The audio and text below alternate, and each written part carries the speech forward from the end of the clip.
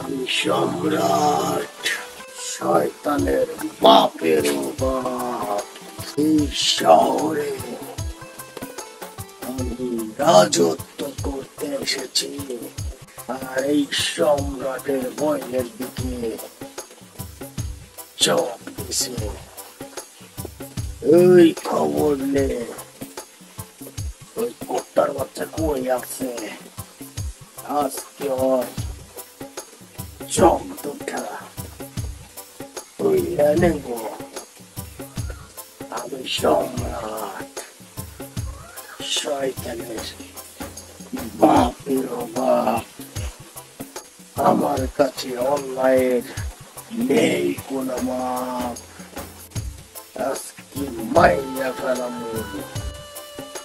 মাইয়া ফেলাম। শহরের বাচ্চা রে।